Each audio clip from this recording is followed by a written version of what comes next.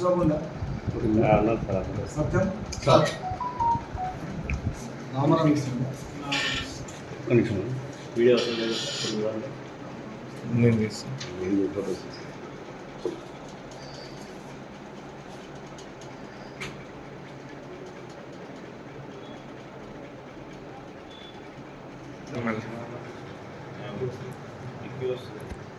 పద్ధతిలో ఉన్న తులం బంగారం అక్కడ తులం ఉన్న పద్ధతులు కదా మణిపూర్లోని పూల మార్కెట్ ఏరియాలో తనిఖీ చేస్తుండగా ఇద్దరు వ్యక్తులు మమ్మల్ని చూసి పారిపోతుండగా వారిని పట్టుకొని విచారించగా వారి పేరు గంటా ప్రవీణ్ మరియు మాట్లా రాము అని చెప్పగా గతంలో వీరు మణుగూరు పట్టణంలో రాత్రిపూట ఇండ్లకు తాళం వేసి ఇళ్లలోకి చొరబడి దొంగతనాలు చేసేవారని, అదేవిధంగా వారు గత సంవత్సరం సెప్టెంబర్ నెల నుండి ఇప్పటి వరకు కూడా సుమారుగా 6 దొంగతనాలు చేసి అట్టి ప్రాపర్టీని అమ్మడానికి పోతుండగా ఈరోజు మాకు దొరకడం జరిగింది.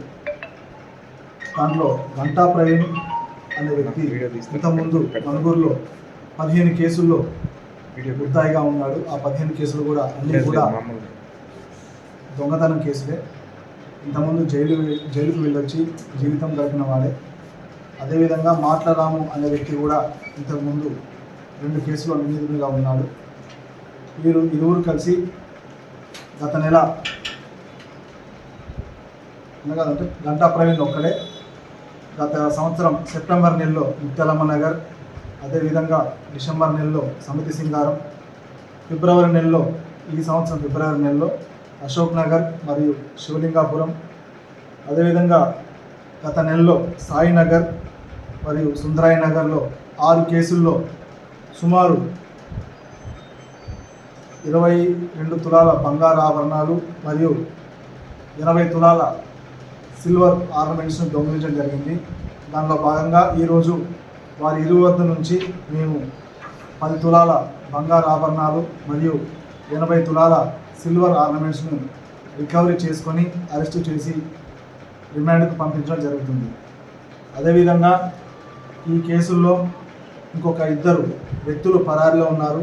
వారు మణుగూరుకు సంబంధించి మధు మరియు సాగర్ వీరిరువురు కూడా ఇటు యొక్క ప్రాపర్టీని వేరేక్కడ తనఖా పెట్టి డబ్బుల్ని పోగు చేసుకోవడం జరుగుతుంది.